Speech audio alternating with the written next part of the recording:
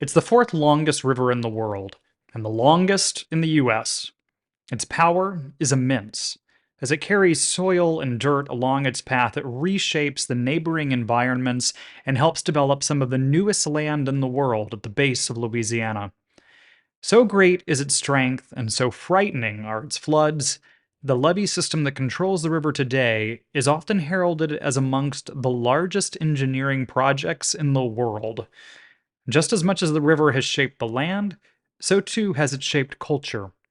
From Mark Twain to Showboat, the river's steamboats occupy a central place in the American and Southern imagination. And now, the Mississippi River is the subject of a new book, The Great River, and today we're sitting down with its author. I'm Weston Twardowski, an instructor in and associate director of Rice University's Center for Environmental Studies and the associate director of Eco Studio in Rice's Sustainability Institute, and you're listening to Gulf Streams on KPFT Houston 90.1 FM, Galveston 89.5 FM, and Huntsville 89.7 FM, where we talk with leading experts and community leaders to better understand the environmental problems and potential solutions facing our community.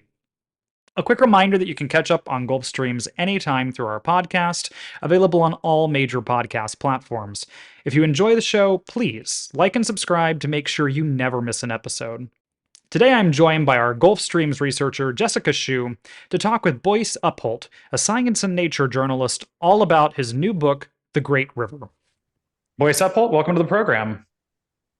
Thanks for having me, Weston. I'm excited to be here. Jessica, do you want to start us off? Yeah, absolutely. So I really enjoyed reading this book. It's definitely different from a lot of books and nonfiction that I've read. It's a very comprehensive survey of the Mississippi River. It delves not only into the history of the river itself, but also how its sort of structure and how it behaves has influenced human civilization, and how we have then in turn sort of gone back and attempted to control the river. So I wanted to begin with this idea of the role of the Mississippi in the American imagination, like in Thomas Jefferson's concept of the Empire of Liberty, where the Mississippi would lead settlers to the west from the east. Mark Twain's writings that established the Mississippi as one of the dominant cultural forces in our imagination. We know that the Mississippi has a special place in our American mindset, and 41% of the country's rivers drain through the Mississippi. So it's a body of water that really touches a tremendous amount of people and people all over the country. So can you discuss a little bit about your experience with the Mississippi and what led you to write this book? Yeah, absolutely. So I'm an interesting case in that I grew up in Hartford, Connecticut. So not despite the sprawling watershed, I was not a part of it. And, they taught the famous sort of like chant of how to, all the double S's and double P's, learn how to spell it, learn how to use it to count 1 second at a time. But otherwise, I don't think I would, read Huck Finn for sure, but I don't know that I had a real picture of the Mississippi River until sort of just through young wandering. Sort of a couple of years after college, I wound up living in rural Mississippi, working a job, and then working as a journalist, and eventually got out to see the river 6 years after landing in Mississippi, and was sort of astounded to see what it looked like, because it did not match like the vague sense that I had accumulated. There's the Huck Finn romance that you mentioned, and Huck Finn was written in the 1880s and was set in the 1830s or 1840s, so it's a very old-fashioned and nostalgic notion of the river. And then I think there's this accumulated sense that the Mississippi is big, industrial, engineered, toxic, and it did not at least look like that when I first encountered it. And so that was part of what interested me. Was like, yeah, it was such a famous river, a famous word, and yet like the reality of what it is today had not really filtered back to me. And I don't even think to a lot of my neighbors in Mississippi. They sort of were like, we built this levee and my parents said it's big and dangerous and I shouldn't go out there. And so, it's sort of a lost river at the same time in my mind. Yeah, absolutely. It has definitely shaped how local peoples have seen the river in these engineering projects that we'll discuss a little bit more about. But I wanted to bring it back to the beginning of the book, which starts with a little bit about how indigenous peoples have utilized the river since time immemorial. building these monumental constructions and mounds. You explore how indigenous peoples viewed the Mississippi River in this stark contrast to the settlers from Europe who later arrived. What were the different ways in which these groups interacted with the river and the land around it? Yeah. This became really important to me in a way that I don't think I knew at the outset of the book. I was like, oh, I'll have to deal with indigenous history, but the more I learned, the more transformative it was. I'll say that going back 3,000, 4,000, 5,000 years, it's hard to say precisely what people kind of thought about the river, but we can get some lessons about, what they've left behind. And it's important, related to me about how they treated the river is how they treated one another, right? So some of the first large scale sort of architectural configurations along the river, these earthworks, as I call them in the book, that were created here in Louisiana, where I'm based, thousands and thousands of years ago, were built by egalitarian cultures. And that's one of the things that does stand in contrast with this. So it's not necessarily about the river, but so much that we built in the American era has been built for the sake of, a few people who hold a little bit of property making wealth. And so these first monumental constructions were built by people kind of working together to help one another. And my sense is, we can kind of determine what people thought of the river through looking at what they didn't do, which is, certainly if you can build an earthwork, these big towering mounds, you could build a levee if you wanted to. And we don't really see that. There's no evidence of levees. There's some old canals that goes back thousands of years. And so given that, and then from talking to contemporary indigenous people that still live along the river, I get a sense that there's an inherited wisdom that the Mississippi River and its chaos, right? It is a very flood-prone river. It is a river that will change directions on you. It's a river that has a lot of hazards, but and I think people have always known that those are hazards and that they aren't necessarily good, but they're not bad either. And that with those hazards come certain benefits. So fresh soils get delivered, and early agriculture along the river was conducted, in the floodplain on soils that were redeposited every year by these floods coming down. Here, I think the fact that these earthworks started here in Louisiana, these very complex sites that seem to reflect complex societies despite the egalitarian nature, also reflects the river and the fact that if left to its own ecological devices, it can supply a whole lot of food, right? Seafood, ducks flying overhead. And so there's a notion of we have to let the river be itself, because by being itself, it's going to give us some of these gifts. And I think that when white settlers arrived, there was more of a notion of, well, we don't really care how things have been done here in the past. We don't really care what this river does. We have a notion of how people are supposed to live, and it involves being situated in specific sites for long periods of time and dividing land up into private property. And all those notions, I don't think, work very well on a river like the Mississippi that is so chaotic. It brings me back to thinking about, I want to say first, I love the kind of exploration of Mississippian culture that you explore throughout the book. The earthworks you're mentioning, I think folks are probably familiar kind of with the idea of native earth projects that really form out different shapes and patterns, but also the scale of civilization that we typically skip over, that's not usually in our history books. Sometimes that's improving now, but it's one of the things you really highlight is just these are immensely large and complex civilizations.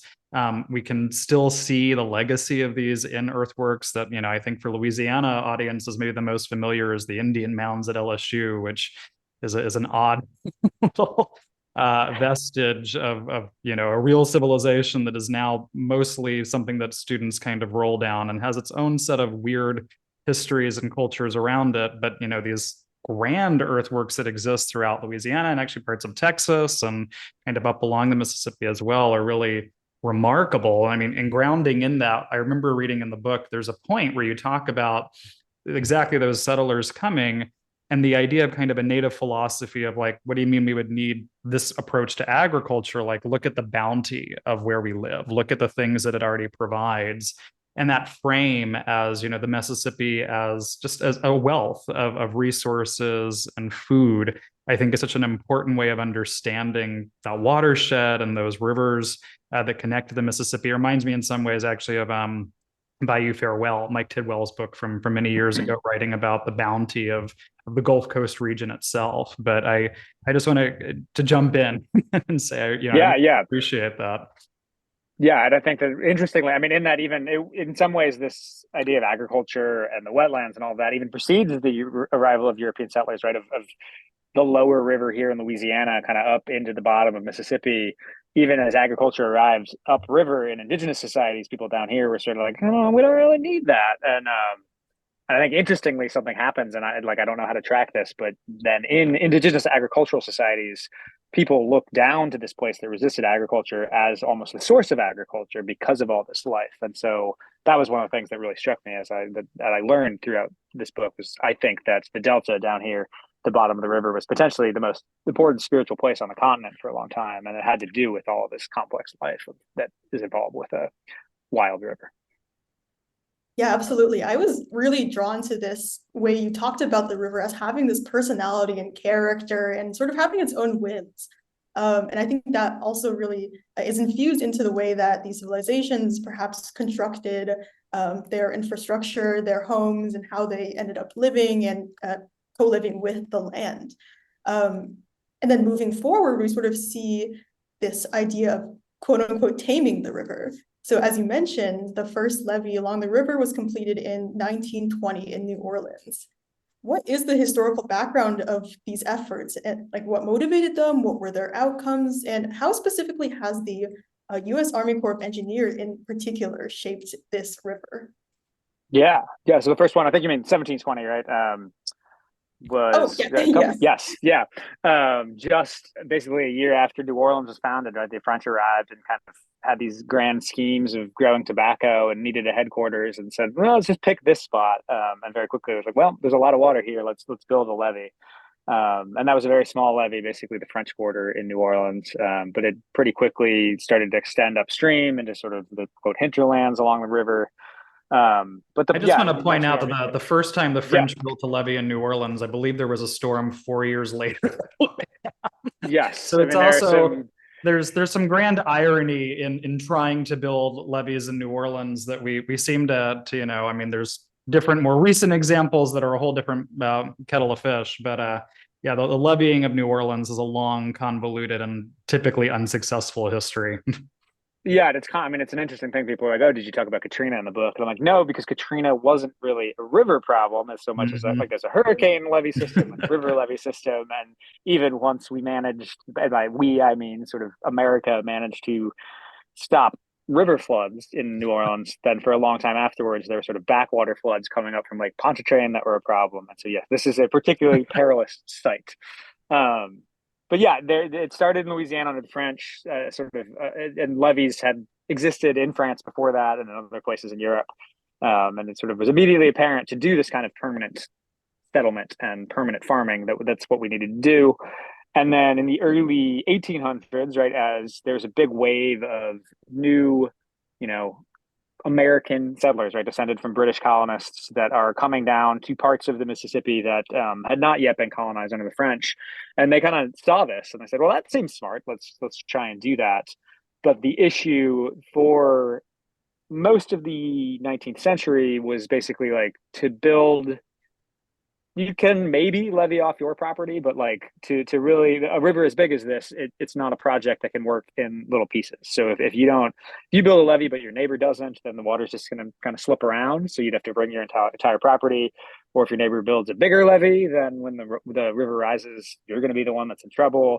And just the engineering questions of like where to put the levees, how to build them, these proved very challenging. And so but to make a long story short, basically there's this like snowball effect of like accumulating to larger and larger scales of governance until by the 1880s, 1890s, the federal government, who's resisted this for years and said, we don't get involved in private property. They're like, fine, we'll do this. We're just on the Mississippi, we'll do this. And then again, it snowballed and they said, we'll do it everywhere. But the agency that kind of was given that task was the Army Corps of Engineers, who had been involved in the river for a couple of decades working on navigation. And so and the levee building initially was sort of called navigation projects. It's all this somewhat sordid, complicated history, but that's how basically almost 100 years into American control of the Mississippi River, flood control became this national project headed by the Army Corps of Engineers.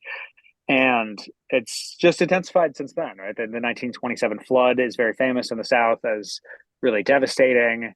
And you can write a narrative in which that was sort of like a wake up moment where we changed our approach to flooding, but you could also write a narrative, and this is the version I agree with more, that it was sort of just an intensification of our notion of like, let's control and contain this river through levees and through other technologies. And so that leads us to where we are today, where we have this intensively engineered river, this complex system meant to stop flooding. That's with climate change and other changes, I don't know if it's going to be that effective for the long term, but we also don't have a whole lot of excellent choices about what to do instead.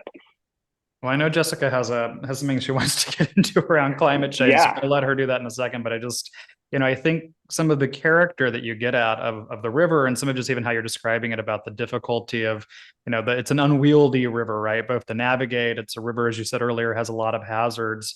I love this discussion of levees because, well, yeah, while you don't go into Katrina, and that's a different set of issues, all of these things are so interrelated, right? The kind of desire to control the Mississippi, whether that be even things like Mr. Go, which is directly related to Katrina, which is this bypass that wants to get us faster to the Mississippi River. The way that we have tried to maximize the productivity of the river, so to say, has all these downstream consequences that it's like, right, it starts to turn into this exercise of, well, okay, we're gonna plug the issue here, and just another lake kind of springs up somewhat literally somewhere else downstream. yes, And I think that really comes clear that when you're talking about a river this big, this fast, this difficult, that that idea that we have absolute control over it is just is tricky, we'll say. yes, yeah. It was an accumulation of engineering. Elizabeth Colbert wrote something along the lines about like, we have control structures to control our control structures at this point. We build something and causes some consequence, and we're like, well, the only thing we could do is to build more instead of to sort of unbuild or rethink and take new approaches. Yeah, absolutely. I think this also goes back to this really great sort of model and analogy that you make in the book about floods being a symptom of a larger underlying problem, something that we might see as an aberration, something to be dealt with, and something that shouldn't be happening because of the projects and levees and dams and other structures that we put in place, but is a part of the natural flow of the river. So could you also break down a little bit further what some of these projects like levees and dams were intended to do, and furthermore, some of the unexpected problems that they've caused in eventually becoming part of this enormous control structure that is being used on the river? Yeah, I mean, I'm afraid I could go on all day, kind of enumerating the engineering, what they're intended for. I mean, the two things essentially. Again, it started with navigation. And interestingly, the earliest quote engineering done by the Army Corps of Engineers was more just removing hazards, right? Pulling out snags, as they were called, the little driftwood. But through the years, and interesting, that was also enough for steamboats to really force. That's all we did at first. But then, kind of post Civil War, in a moment where navigation wasn't working that well, the idea was like, well, if we get the river right, maybe we'll restore this American tradition of navigation on the Mississippi River. And so then that's when we start getting the first reservoirs, which are intended to sort of hold water so it can be released to get the water to the depth we want. There are wing dams, as they're called. So these are not dams that cross the river, but dams that kind of like jut out and narrow the channel and put the channel where we want so that it can stay as deep as we want. There is revetment, which is meant to line the banks and keep the river from sort of shifting and eroding. There are locks and dams, so not on the lower Mississippi, but on the upper Mississippi, on the Ohio. Those rivers are small enough that to get them 9 feet deep, which is the legally mandated depth for navigation, the only way to really do that was to completely block the river in lots and lots of places. I think of it as sort of a watery staircase, right? Each of these dams creates a shelf of water that's deep, and then you get a lock that allows boats to bypass that. And then there's like other dams elsewhere. The Mississippi watershed is so big, so then you have some dams that were built out west to store water for irrigation. You get dams that honestly were frankly just like real estate projects where some bigwig might be like, let's put a dam here and say it's for hydropower or for irrigation, but really we're just going to make a lot of money selling houses around it once it's done.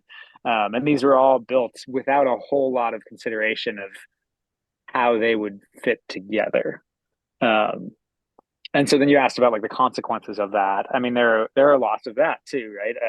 But Trying to think of, I mean, I think flooding is maybe the most indicative in that that was nominally what we were trying to solve. And now we're in this moment where, particularly some of the engineering on the middle Mississippi, a lot of modelers look at it and say that seems to be causing more floods, right? It's kind of like plaque in an artery. If you put all this stuff in here, then the water has less space and a constrained river can only go up.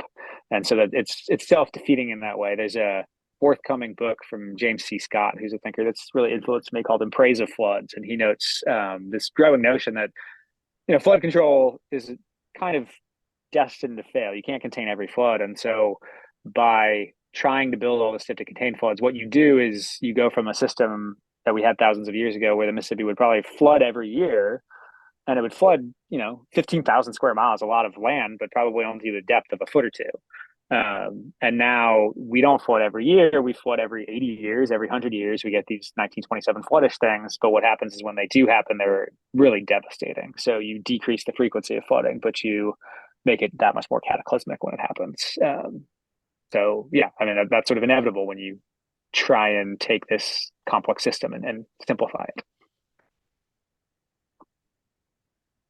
It's fascinating. And I think it also, as you mentioned, has driven a lot of the settlement along the river and how industry, how settlement has happened to pursue these larger projects, to sort of scope out the land and to better understand it in the hope that we'll be able to sort of control the river and the many ways in which it is moving through the Mississippi River Delta.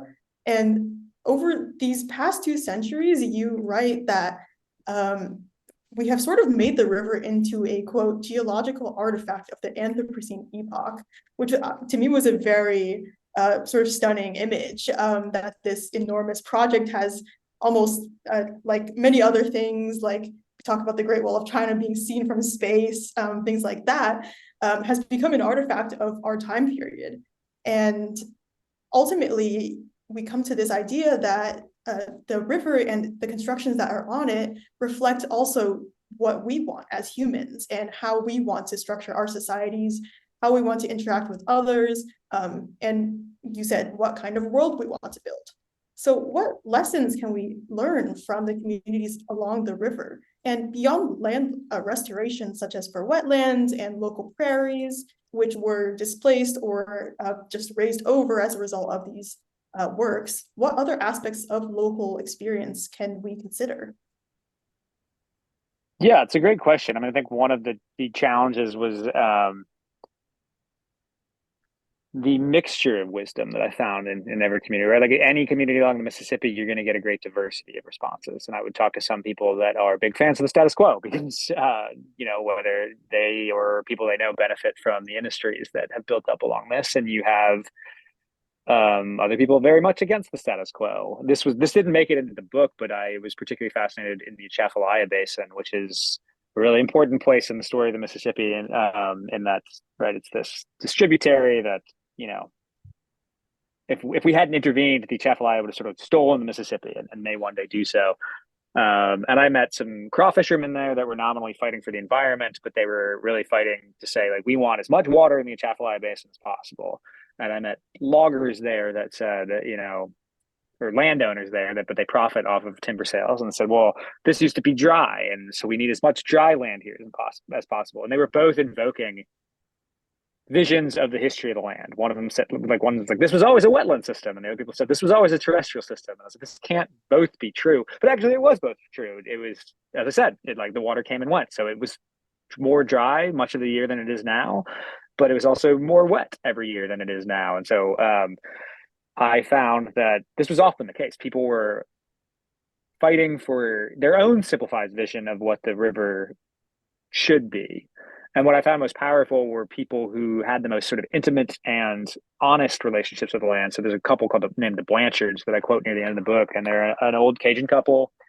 He grew up crawfishing in the Atchafalaya Basin and doing all other kinds of fishing. And, he got old cypress logs out of the swamp. That's how he built his house. He actually built a levee, intimately connected with this place, but had this notion of impermanence. And just like he had watched change throughout his whole life, and he accepted change. And so he was not unlike these other groups that were fighting, his point of view resonated for me more of we need to just let things change, and that might be sad, but systems are dynamic. And so that was I wish I mean, you're asking like what did I learn from communities. I wish I would have had more space for stories like the Blanchards in this book. I felt like I had to get the engineer's perspective and to show what was done. And I do think there are so many people, particularly in the wetlands here in Louisiana, that have this more thoughtful, intimate relationship. But so, and that's where I get the wisdom from that. And again, sort of this indigenous history of people who have been doing this for thousands of years and figured some things out in those thousands of years. Absolutely. And I think this really connects well to what I also wanted to ask about, which was this idea of Black families being especially affected and due to their intimate connection to this land. Specifically in the book, I remember you talking about the Little River Drainage District, which is the biggest in the United States. Is a large Black population in this district, and they've been developing and living on it for many centuries. So it was especially interesting to understand the history of the river through the stories of these families. We talk about this idea of Cancer Alley, which is this sort of colloquial term for a large swath of states in the South and Midwest, this prevalence of plastic plants, and this sort of wish to leave of many families, not only Black families, as well as the general sort of suppression of economic development within the area. So could you talk a little bit more about that and how we can understand these stories as a part of the culture and history of the area? Yeah. I mean, you can't understand the Mississippi River in the South in particular without examining the Black experience, right? And the built landscape of the South was in so many cases literally built by Black laborers, and so that's true of the levee. That is true of the homes and buildings we see along the river. And so, but these are people whose ancestors were so integral to creating what we see today. But I think that in most cases were not either basically disregarded by the sort of all these decisions about the engineering and things like that. It's like everything that was built for the sake of others, the sake of people that had more power, who had more wealth. And so that builds this careful intimacy that builds a level of care that I think we can all learn from. There's something else I was going to say with this. What was it? Sorry. Blanking out now. But Yeah, absolutely. It's really interesting, especially reading your book, to sort of understand it from different perspectives. Like we hear from people who, you said want to stay with how it is, with this engineered structure or levee near their home. This is how it's always been, and they don't want changes to that. Whereas others are vehemently against it. A lot of groups will sort of lobby against it. So it's just very, very varied in terms of perspectives, but all are very integral to understanding it. I guess that was one of the things I was meant to say. Yeah, it was like what I found in particular, sort of this stretch of river down near where I am. It's often called Death Alley, Cancer Alley, where there's so much industrial pollution.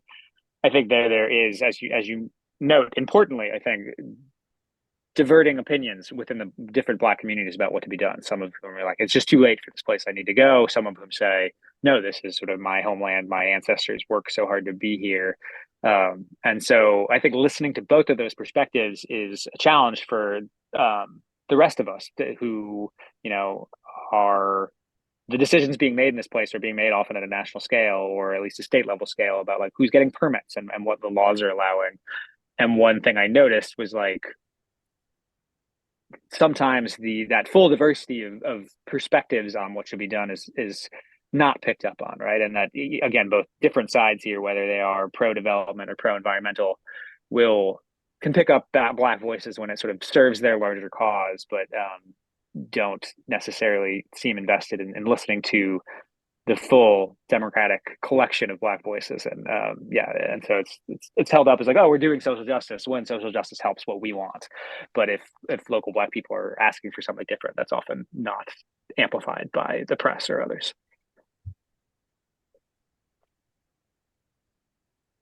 Yeah, it's so interesting in the way that this story of the river that you've sort of woven quite literally with this history, as well as the sort of input from different communities, as well as the actual events that took place throughout the past 3 centuries, has really reflected for me on these larger environmental and societal issues, not only of social justice and of equitable treatment and access to resources, but also to the history that is being made with climate change and global warming. And I wanted to hear a little bit more about your thoughts on this idea of the struggle between development and conservation. You mentioned in the book there is sort of this notion that the land could be developed both for recreational use, but also for preserving it as what it was, as this natural space. So yeah, I just wanted to hear a little bit more about that and how this connects to climate change as well in the current moment. Yeah, yeah. Climate change is interesting because I probably thought that it would come up more in the book before I wrote it than it did, and not that it's not there. And it certainly is something that we need to think about for the future, right? Because the climate-driven rain, in particular, that we're going to get across the watershed is going to drive us towards the point where the levee systems that we have built are not going to suffice. But interestingly, on the Mississippi, we didn't really need climate change to get ourselves into trouble. Again, I mentioned earlier that the engineering itself can kind of compress the river and cause flooding. And then also development of any kind in this giant sprawling watershed, right? A natural watershed, soils can hold water and send them into the river more slowly. You put down a parking lot, you put down even a farm field, because farm fields they have these underground tiles often that get the water off so that they can get the moisture levels that they want, they being the farmers. So much of what we built across 1 million square miles just sends water into rivers faster, which is making the rivers grow. And so climate change will just be this like nice boost on top of what we've already been facing. And so I think I heard in your question kind of a vision. What is the vision for the future? How does recreation and ecology play into that? And I think the interesting thing is, because of all these forces, ecology has been so little considered in the history of how we engineer the river, but lately that seems to change. There's big projects here in Louisiana saying, we need to reopen the levee and let the marsh be restored. And there are mayors up and down the river who are saying, like, let's keep our wetlands as flood storage. And because finally the economic incentives of the propertied class and the ecological needs of the river are starting to align, people are realizing we've done so much that the thing we need to do for property is to restore more land. I do think we need, for the sake of the river as a being, this is where I'm going to get a little like woo woo for some people, perhaps, but like I care about the other species on the river. I care about the river itself. And I think that those non-human entities should be factored into our decision making. And I fear that just waiting for the economic incentives to align is not going to get us to take care of the non-human and human actors involved here. And I am curious. I think recreation is how I discovered the Mississippi myself, going out and paddling and camping. And I think that can be very useful. I am sort of skeptical that every recreationalist becomes some deep environmentalist or someone who's really thinking about the more than human world. But I do think that if we get more people to view the Mississippi as a recreational wonderland, which it could be, that could be a useful way of pushing for more ecological restoration, because it is a really beautiful river, and preserving that beauty, even if it's so that people can go have a good time canoeing, will mean helping out a lot of non-human beings that depend on this river as well. That's actually kind of perfect, because something that I wanted to ask you about that I'd really enjoyed, I think, it's a really well-written book, you write very well, but part of that is you sharing your own experience of the river and what brings you to the river. And exactly that kind of canoeing and connecting.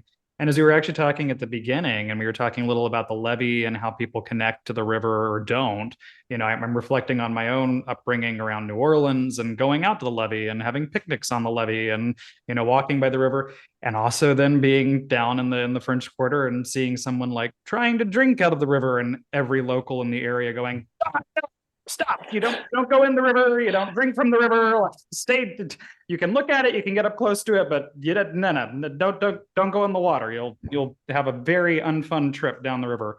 And so it's interesting to think about the ways we connect to this body of water, but I would love to hear actually a little bit more of just your own personal connection to the river. And I think, not just from the kind of like, oh, this makes ecologists of us all or care, but I think that these are really important ways we understand where we live and how we connect to things. And, these kind of cultural ecological forces actually really shape who we are and how we understand where we are in the world.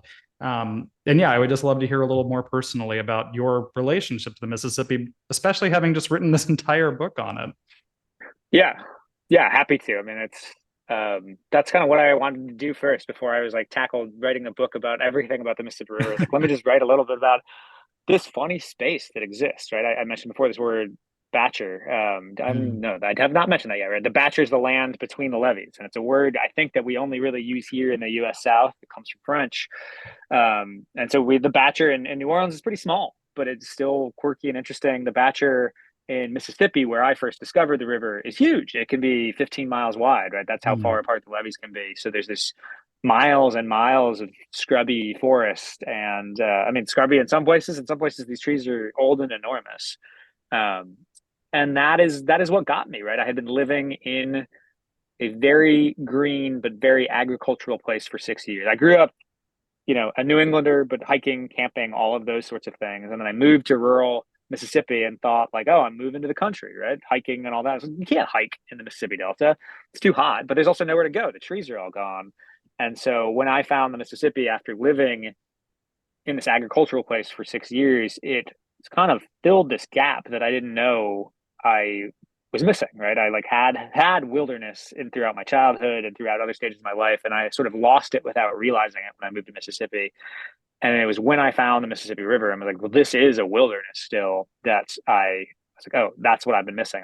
Now I found the place where I can go, not hiking, at least paddling and camping. And that's part of what's become so important to me. And I think the interesting thing is like it's a space. Part of what attracted me is the way it sort of upends notions that are preconceived notions of this. And so I love, quote, wilderness spaces where you can't see the impacts of humanity, but I am also very aware that the idea of wilderness has its own colonial problematic history. Like the shortest, simplest thing is just like there is no such thing as wilderness. We are part of nature, and so to try and imagine it separate can be pretty destructive. And I think the Mississippi is a wilderness that does not do that. You can't really you're going to stumble across a levee or a dam or something, and so you're like, oh yeah, this is ours. And I've been thinking a lot lately in a way that I don't know if I can articulate anything in it, but I think there's like this wilderness fascination in America. And I think there's a related but like inverted ruins fascination, right? We love to go do urban exploring and climbing through. Now, I mean, many people, maybe not everyone, but I think there is this fascination with like abandoned buildings and this and that. And like that's the complete opposite of wilderness in some ways, but I think those instincts are related. And the Mississippi's both. It's like a wilderness and a ruin at once. And so I think it's a place that I've loved exploring because it's checks those very primal appeals of being in these weird spaces, but it does so in ways that keeps me from ever kind of like I get annoyed when I have friends that are like Western nature writers that get into some of these Western tropes. And I think the Mississippi keeps me more honest because you can't really talk about like the big sweeping wilderness there because it's different. Yeah, you've got me thinking on a book, "Ruin and Resilient Southern Literature" by Daniel Spoth. That's really explores that concept that there is this kind of, especially in the American South, this kind of convergence of ruin and nature and just the way that swamps invite a certain kind of human experience. And I don't want to go too deep down the weeds of philosophy, but there's a great Michel de Certeau quote that humans can only live in a place that's haunted, meaning we have to have stories, we have to have notions about each other and a place and a way of understanding it to be able to habitat it and to call it home. And I think that the kind of swampy bywaters, bayous of the Mississippi and the South are, yeah, they invite exactly what you're talking about, this kind of fascinating convergence between all these different kinds of mythos of what the American South is. Right. Yeah. And I think it connects really well to this future-facing idea and something that I hadn't personally considered, which was this idea of almost returning the water back to the river, and in not only removing these control structures like levees and like dams, but also just entirely reshaping how we view the river as a force and sort of as a natural power that, as we said, has its own whims and ways about it. Could you talk a little bit more about what sort of potential actions we could actually take to quote unquote release the river? And in your course of research, what kind of potential actualizable projects are possible, and perhaps what impacts would they have on the ecology of the local landscape, as you mentioned? Yeah, yeah. I mean, there are some things afoot. Right, I mentioned earlier, down here in Louisiana, there's this concept of sediment diversions, where the idea is like, the Mississippi used to move back and forth all across Louisiana and sort of had big floods, and those floods carried mud. And now land loss is a very famous problem, multifaceted in its cause, but the levees are one of them. And one of the concepts is to fight this. If we just basically punch holes in the levees, very technological holes, but holes that allow water and mud to come out, that will be a fix. And when I first learned about these projects years ago, they were just proposals back then, essentially. But it matched other projects further upstream and out of the river delta in the alluvial valley, where there were ideas of like, let's reconnect pieces of the old floodplain, right? So the floodplain of the lower Mississippi, I don't know, there's too much geology here, but there's like different kinds of wetlands, and there are more and more projects where people are saying we got to just take down the levee and reconnect. And there's even projects where it's like, even if we don't take down the levee, if we take a parcel and turn it from a farm back into a wetland, even that helps, because any water that stays in that wetland is water that doesn't have to rush into the river and cause floods. So that is the most practicable stuff. I think the thing that has been most interesting to me, even since finishing the book, I've spent some time back up in the Mississippi Delta, the Arkansas Delta, where there are a lot of people that, like, frankly bought too much farmland, and they're like, God, I can't grow soybeans on this land because it's just too wet. And they are looking at getting carbon credit payments to like restore forests here. And I think carbon credits are their own morass of policy, but I am delighted to see places where cypress trees used to grow and they were cut down. I am happy if their cypress trees come back to those places. Everywhere we do that is a net win for, again, humans along the river, because it stores floods, but the more than human river. So that may be the most practical thing. And there are big NGOs out there, Ducks Unlimited, the Nature Conservancy. These are groups that are actively looking into using carbon credits to fund some of this work. I think there are less practicable sounds bad, but I think they're more like utopian stuff too. Like, I am fascinated by different visions of how do we build homes on stilts, or like telescoping homes that rise and fall with the floodwaters. But this gets to much bigger dreams, but eventually like much bigger design work and all that. But I think that will become necessary in the future. It's just going to become wetter and wetter and wetter. And given that even with carbon credits or other economic incentives, the scale of restoration is still always going to be piecemeal. So we're going to have to think of more radical methods that seem crazy right now about how do we live with water alongside ourselves. I think it really talks to, at least in my personal experience, this idea of future-facing climate policy, and also of bringing in hope to this conversation, of sort of dreaming big with these ideas. And I wanted to hear a little bit more about your personal vision of how we can move forward with this river. Do you see a path forward where we can have a lot more sustainable relationship with the river, but also sort of create this comprehensive understanding of the past of the river and how it has been changed so significantly over the past really centuries that even the United States has been in existence? Yeah, I don't have a very good, I wish I had sort of a big PDF of a bunch of policy that I could like hand to a congressperson and say, or like their intern, and say, like, let's get this in legislation. I don't have that, because it's such a complex problem now. Like everything, yeah. I own a home. I'm speaking to you from a home I own in New Orleans that's protected by the levee. I love the Mississippi Delta. And so there are these places that are deeply American, deeply important, and filled with really impoverished people that need and deserve protection. And so it's really complicated moving forward. So I don't have like a policy program. What I have is a philosophical program. And that is, I think that this is the Great River, as the title says. It is technically public property. It is all of our river, but right now it is the decision making is largely dominated by a couple industries, and essentially those industries are all landowners. Big landowners are who call the shots. And I think that if more people I call it discover or rediscover the Mississippi River, get out there like I did. And we're like, oh, this really is beautiful. Again, I think there are limits to that. I think that is not the sole or best way to relate to the environment, but it can be a really transformative way. And so I've been talking about this is in the book, but since I've been on tour for the book, I've been talking to a lot of people like, even if just as a thought experiment, what if we imagined a lower Mississippi River National Park? I think that like people just don't have a vision of the river, and if they started thinking of it as a place that merited that kind of designation, then all of a sudden a lot of people would say like, oh, this is all of our rivers, and like we all should be voted having a say in this. And I think again that would be a case where choosing what's right so that people can go have a good time in canoes would actually also have some trickle down effects that would be good for communities that deserve more justice and might be good for the more than human world. So that's my big thing. It's like, whether we get a national park or not, let's get some people out there wandering through these swamps and falling in love with them as a landscape, so that we have a more diverse group of people that form the first step towards making better decisions.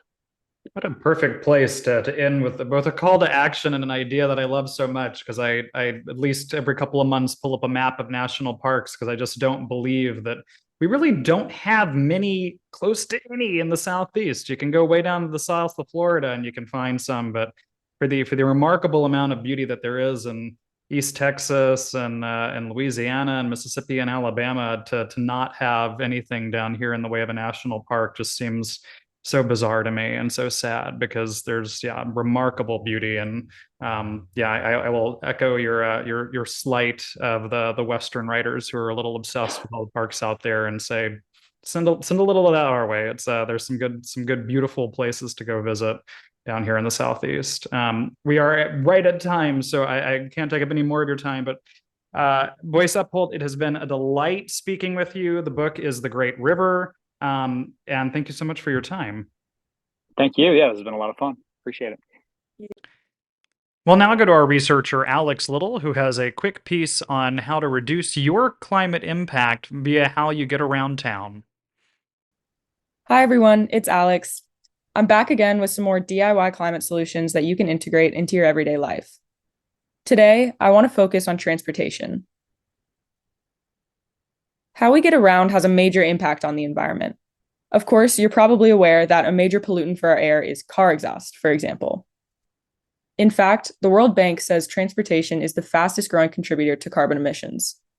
According to Earth.org, transportation is responsible for 23% of global CO2 emissions, 27% of global energy consumption, and 64% of global oil consumption.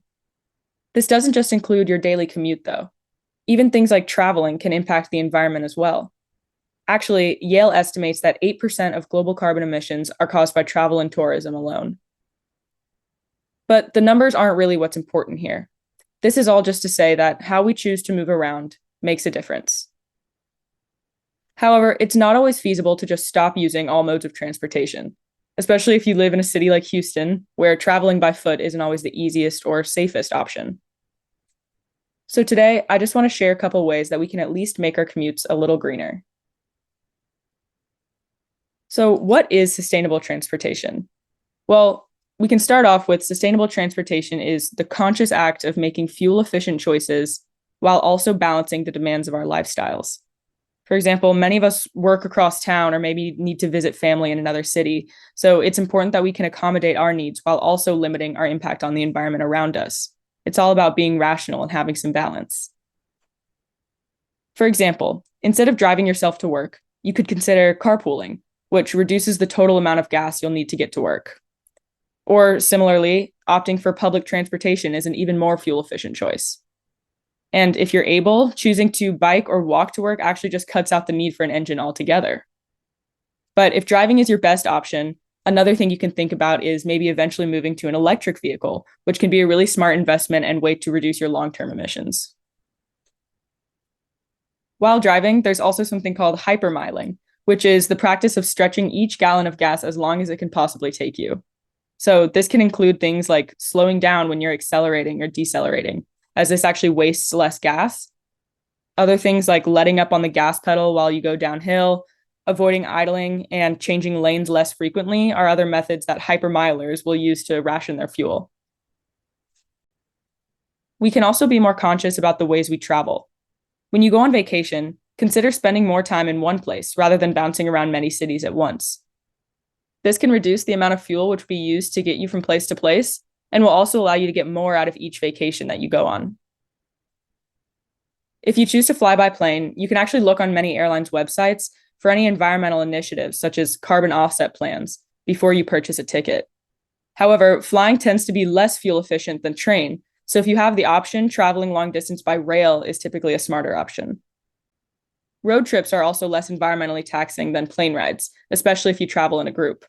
If you're embarking on a road trip, here are a few things that you can keep in mind to reduce your impact.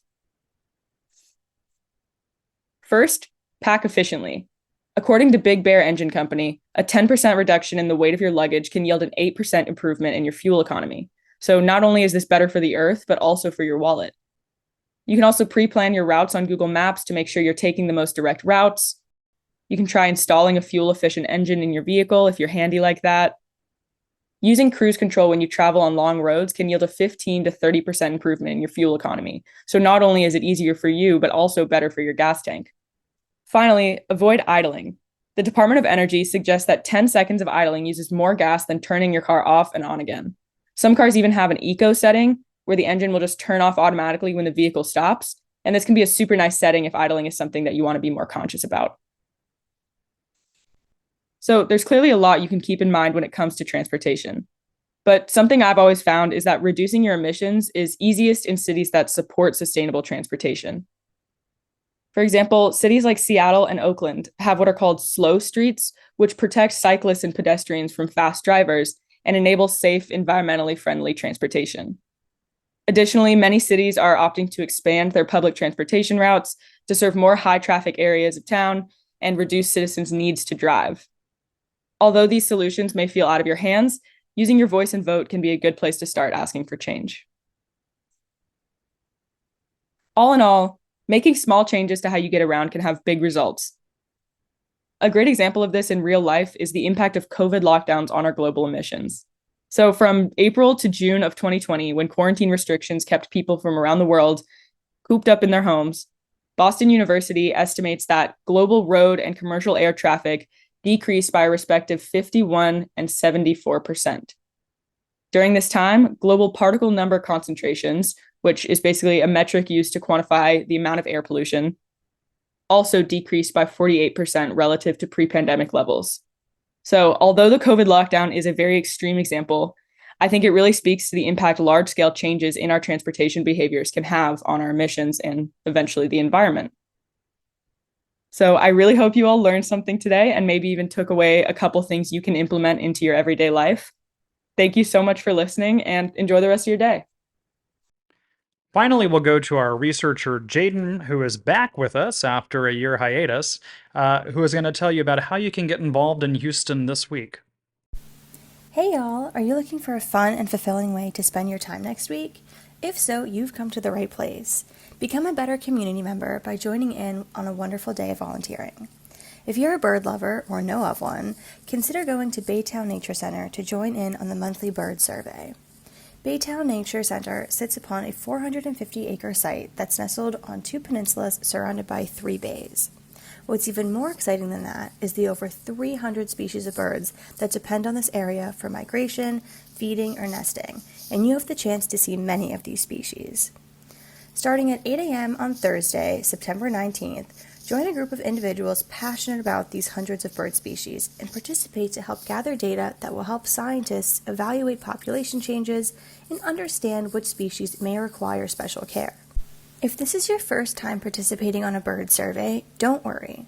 Survey leaders will help engage participants in all birding skills, so this is a great way to be introduced to birdwatching. If this excites you, then go to Houston Audubon, click on Bird Surveys, and then Baytown Nature Center to find more information like directions and where to meet.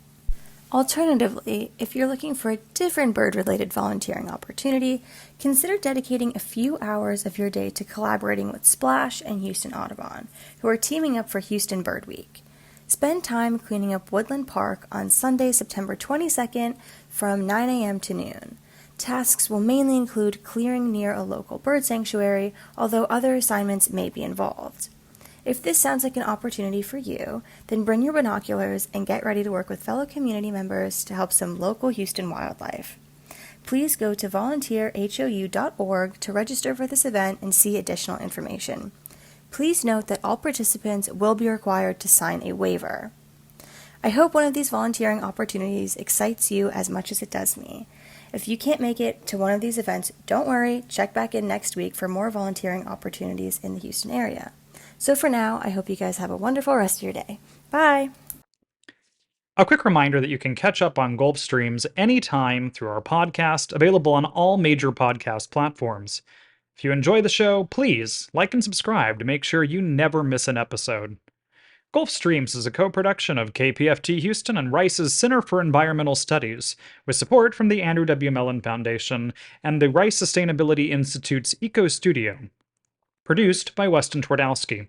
Co-produced by Joseph Campana. Audio engineer Rico Enriquez. Research support provided by Caroline Paulin, Alex Little, Jessica Shue, and Jaden Bray Boyce.